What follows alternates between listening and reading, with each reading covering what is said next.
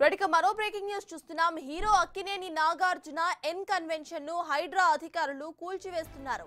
N convention కు వెళ్లే అన్ని దారులను కూడా మూసివేస్తున్న పోలీసులు భారీ భద్రతా మధ్య కూల్చివేతలను చేపట్టారు. ఈ మేరకు ఎన్ కన్వెన్షన్ వద్ద 500 మందికి పైగా భద్రతను కల్పిస్తున్నారు. ఇప్పటికే పోలీసులు, హైడ్రా అధికారులు, జీహెచ్ఎంసీ అధికారులు భారీగా చేరుకున్నారు. భారీ క్రేన్స్, బుల్డోజర్స్ తో కూల్చివేయటం ఇప్పుడు సర్వత్రా హాట్ టాపిక్ గా మారింది.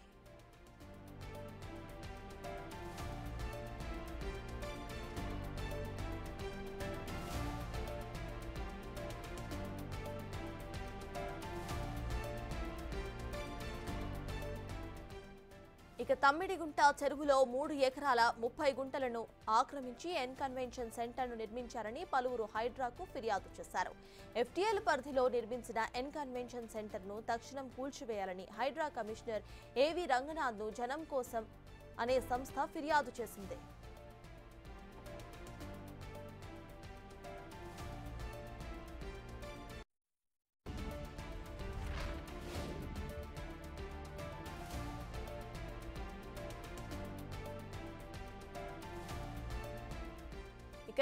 ఎన్ కన్వెన్షన్ పై ఎప్పటి నుంచో వివాదం నడుస్తూనే ఉంది. అలానే చెరువు పక్కన కూడా భారీగా అక్రమ నిర్మాణాలు వెలిసినట్టు ఆరోపిస్తున్నారు. చెరువుని ఆక్రమించడమే కాకుండా ప్లాట్లుగా కూడా మార్చేసి అక్రమార్కులు అమ్మకాలు జరిపినట్టు స్థానికులు వాపోతున్నారు.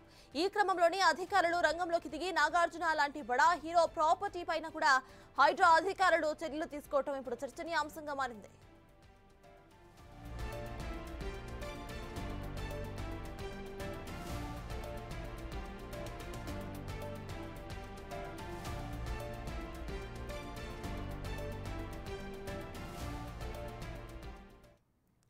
ఇదే అంశంపై పూర్తి డీటెయిల్స్ మా ప్రతినిధి రాణా అందిస్తారు. రాణా, చెప్పండి, ఇటు ఎన్ కన్వెన్షన్ పై హైడ్రా అధికారులు కూల్చివేతలకు ఆర్డర్స్ ఇచ్చినట్టు తెలుస్తోంది. ప్రెజెంట్ అప్డేట్స్ ఏంటి? హైటెక్ సిటీ ప్రాంతం ఎగ్జాక్ట్ గా శిల్పారాముకు ఆపోజిట్ ఉన్నటువంటి తమ్ముడికుంట చెరువు ఇప్పటికే ఆక్రమణలకు గురైనటువంటి నేపథ్యంలో హీరో నాగార్జున సంబంధించినటువంటి ఎన్ కన్వెన్షన్ అక్కడ ఆక్రమించి ఆ చెరువుని కట్టారనేసి కూడా జనం కోసం సంబంధించిన వారందరూ కూడా ఫిర్యాదు చేసినటువంటి పరిస్థితుల్లో హైడ్రా అధికారులు ఉటావుటిన వచ్చారు. ఆ ఫిర్యాదుని పరిశీలించి ఆల్రెడీ ఎన్ కన్వెన్షన్ కి నోటీసులు కూడా ఇచ్చారు. నోటీసులు ఇచ్చిన తర్వాత వారి నుంచి ఎటువంటి రెస్పాన్స్ రాకపోవడంతో కూల్చివేతలు చేస్తున్నటువంటి పరిస్థితి కనపడుతుంది. సో ఎన్ కన్వెన్షన్ ని కూల్చివేస్తున్నారని తెలియగానే హీరో నాగార్జునకి చెందింది కాబట్టి ఆయన అభిమానులు కానీ వీళ్ళందరూ కూడా పెద్ద ఎత్తున కూడా వచ్చే అవకాశం ఉన్న నేపథ్యంలో భారీ భద్రతని ఇక్కడ ఏర్పాటు చేశారు. ముఖ్యంగా ఎన్ కన్వెన్షన్కి వెళ్ళేటువంటి దారులు ఏదైతుందో అన్ని దారులు కూడా మూసివేసినటువంటి పరిస్థితి కనపడుతుంది. ఎందుకంటే డిజాస్టర్ రెస్పాన్స్ ఫోర్స్ కానీ డిజాస్టర్ మేనేజ్మెంట్ ఫోర్స్ కానీ వీళ్ళందరూ కూడా ఇప్పటికే చేరుకున్నారు. జిహెచ్ఎంసీ అధికారులు, టౌన్ ప్లానింగ్ అధికారులు, అగ్రికల్చర్ సంబంధించినటువంటి డిపార్ట్మెంట్ వాళ్ళు కానీ ఆల్ టైప్ ఆఫ్ డిపార్ట్మెంట్స్ అధికారులందరూ కూడా ఇక్కడికి రావడం జరిగింది. మొత్తం ఎన్ కన్వెన్షన్ అంతా కూడా తమ ఆధీనంలోకి తీసుకొని కూల్చివేతలు చేసినటువంటి నేపథ్యం కనపడుతుంది. కనీసం ఈ ప్లేస్లో ఎన్ కన్వెన్షన్ పరిసర ప్రాంతాల్లో వెళ్ళడానికి ఒక్కరిని కూడా అనుమతించినటువంటి పరిస్థితి లేదు. వాహనాలు అనుమతించట్లేదు. ఈవెన్ దో నడుచుకొని పోవడానికి కూడా అనుమతించినటువంటి పరిస్థితి మన విజువల్లో చూస్తున్నాం. ఏ రకంగా కూడా అక్కడ డిజాస్టర్ మేనేజ్మెంట్కి సంబంధించినటువంటి వెహికల్స్ కానీ, మరోవైపు కొంచెం ముందుకెళ్తే మొత్తం పోలీసు శాఖ అంతా కూడా అక్కడ నిమగ్నమై ఉంది. మరోవైపు ఇటు కూకట్పల్లికి వెళ్ళేటువంటి దారి ఏదైతే ఉందో హైటెక్ సిటీ టు కూకట్పల్లి వెళ్ళే దారి, అటువైపు లెఫ్ట్ సైడ్ ఉన్నటువంటి ఆ దారిని మూసేశారు. శిల్పారామం ముందున్నటువంటి దారిని కూడా మూసివేశారు. దానితో పాటు ఈ మొత్తం చెరువు ఉన్నటువంటి ప్లేస్ అంతా కూడా తమ ఆధీనంలోకి తీసుకున్నారు. కనీసం దాని పరిసర ప్రాంతాల్లో ఉన్నటువంటి పెద్ద పెద్ద మేడలు ఉన్నాయి కాబట్టి అపార్ట్మెంట్స్ ఉన్నాయి. ఆ అపార్ట్మెంట్స్ పై కూడా ఎవరిని ఎక్కనీయకుండా కూడా అధికారులు చర్యలు తీసుకుంటున్నటువంటి నేపథ్యం కనపడుతుంది. ఇప్పటికే ఈ యొక్క ఎన్ కన్వెన్షన్ మీద అనేక రకాలైనటువంటి ఆరోపణలు వచ్చాయి. అనేక రకాలైనటువంటి వివాదాలు కూడా చెలరేగినటువంటి పరిస్థితి కనపడుతుంది. దాదాపు 10 సంవత్సరాల నుంచి కూడా చాలా వరకు కూడా దీనిపైన ఆరోపణలు వచ్చాయి. ఏకంగా కోర్టులకు కూడా వారు వెళ్ళినటువంటి పరిస్థితి ఏర్పడుతుంది. కోర్టులో స్టే కూడా కొన్నిసార్లు తెచ్చుకున్నటువంటి పరిస్థితి. సో ఎన్ కన్వెన్షన్ యథేచ్ఛగా కూడా కట్టేశారు కాబట్టి ఇక్కడ భారీ స్థాయిలో ఈవెంట్లు చేశారు, పెద్ద పెద్ద అవార్డ్ ఫంక్షన్స్ చేశారు, అన్ని రకాలుగా కమర్షియల్ యాక్టివిటీస్ అంతా కూడా ఇక్కడ చేసినటువంటి పరిస్థితి ఏర్పడుతుంది. ఎందుకంటే ఇది బఫర్ జోన్, ఎఫ్టీఎల్ జోన్ కూడా వస్తున్నటువంటి నేపథ్యంలో దీన్ని ఈ రకంగా ఇప్పుడు కొత్త ప్రభుత్వం వచ్చిన తర్వాత, ఎందుకంటే మనం హైదరాబాద్కు మనం ప్రత్యేకంగా చెప్పాల్సిన అవసరం లేదు.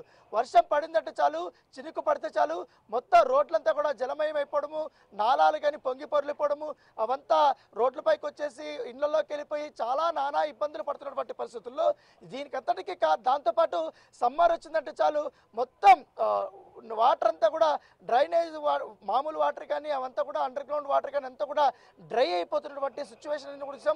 సో హైదరాబాద్కి పూర్వ వైభవం తీసుకురావాలి, మహార్దశ తీసుకురావాలి, చెరువులు ఆక్రమించినటువంటి వారి భరత పట్టాలనే ఉద్దేశంతో రాష్ట్ర ప్రభుత్వం ముఖ్యంగా రేవంత్ రెడ్డి హైడ్రాని ఏర్పాటు చేసి ఈ యొక్క కార్యక్రమాలంతా కూడా చేయడం జరిగింది.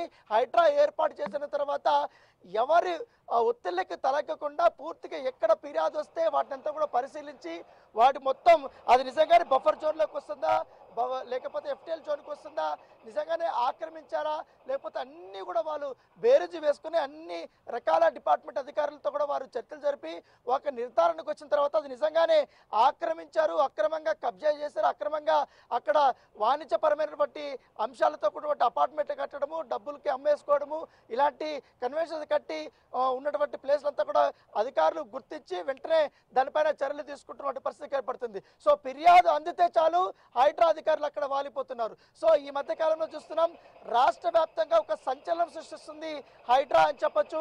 ఎందుకంటే హైడ్రా చేస్తున్నటువంటి ఈ యొక్క పనుల వల్ల, ఈ యొక్క దూకుడు పనుల వల్ల కూడా మొత్తం భారీ స్థాయిలో ప్రజల నుంచి కూడా మంచి స్పందన కూడా వస్తుంది. ఎందుకంటే చిన్న పెద్ద ఎవరి తేడా లేకుండా ఫిర్యాదు వస్తే చాలు అక్కడికి వచ్చి వాళ్ళపై వాళ్ళు కూల్చివేసినటువంటి నేపథ్యం ఏర్పడుతుంది. ఆక్రమణలకు గురైనటువంటి చెరువులంతా కూడా మళ్ళీ అన్ని ఆక్రాంతం కాకుండా పూర్తి స్థాయిలో కూడా మళ్ళీ ప్రభుత్వ భూముల్ని కానీ చెరువుల భూములు కూడా కాపాడుతున్నటువంటి పరిస్థితి ఏర్పడుతుంది. మనం విజువల్లో చూస్తున్నాం ఇప్పుడు భారీ క్రెయిన్స్తో అక్కడ కన్వెన్షన్ అంతా కూడా కూల్చివేసినటువంటి పరిస్థితి ఒక గ్రీన్ కలర్లో మనకు కనపడుతుంది. ఆ చెట్ల పైన ఉన్నటువంటి ఆ ఒక్క క్రెయినే పూర్తిగా ఎన్కన్వెన్షన్ ని అది కొట్టేస్తున్నటువంటి పరిస్థితి కనపడుతుంది. నేల కూల్చుతున్నటువంటి పరిస్థితి దాని పక్కనే మనకు చాలా క్లియర్ గా కనపడుతుంది.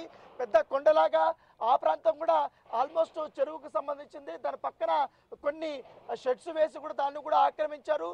మరోవైపు ఏదైతే ఈ చెరువు చాలా పెద్ద చెరువు కాబట్టి ఇప్పుడు మన విజువల్లో చూస్తున్నటువంటి ఆ వాటర్ ఉన్నటువంటి ప్లేసు పక్కన అక్కడ కూడా ఆక్రమణలు అనేది చాలా క్లియర్గా కనపడుతున్నాయి. అక్కడ కూడా షెట్లు వేసుకోవడము, టెంట్లు వేసుకోవడము, అక్కడ మొత్తం వాణిజ్యపరమైనటువంటి అంశాలతో వేరే వాళ్ళకి ప్లాట్లుగా వేసి కూడా అమ్మేసినటువంటి పరిస్థితి. సో దానితో పాటు ఇప్పుడు ఈ ఎన్కన్వెన్షన్ పరిసర ప్రాంతాల్లో ఉన్నటువంటి ప్లేసుల్లో పెద్ద పెద్ద అపార్ట్మెంట్లు కూడా కట్టాయి కాబట్టి అవి ఏవేవి దేని వరకు కూడా వస్తాయి అన్న దానిపై కూడా ఎఫ్టీఎల్ కానీ బఫర్ జోన్లో కానీ ఎంతవరకు వస్తాయి దానిపై కూడా అధికారులు ఒక అంచనాకు వచ్చారు. ఇప్పటికే చాలా మంది కూడా నోటీసులు పంపించినటువంటి పరిస్థితి అయితే మనకు కనపడుతుంది. ఈ తమ్మిడికుంట ఆక్రమణ అనేది సర్వే నంబర్ 36లో ఉంటుంది. ఇది దాదాపు 29 ఎకరాల 24 గుంటల్లో ఇది విస్తరించింది. ఒకప్పుడు మంచినీటి సరస్సుగా కూడా ఉన్న ఈ చెరువు ఇప్పుడు గత కొన్నేళ్ళుగా క్రమక్రమంగా కూడా ఆక్రమణకు గురైపోయినటువంటి పరిస్థితి కనపడుతుంది. ఇప్పుడు ఈ చెరువు చుట్టూ కబ్జాదారులు రాబందుల్లో కూడా వాలిపోయినటువంటి నేపథ్యం. ఓ పక్క ఎన్కన్వెన్షన్, మరో పక్క పలువురు లీడర్లు కానీ కబ్జాదారులు ఈ చెరువుని ఇప్పటికే చెరపట్టేసినటువంటి పరిస్థితి.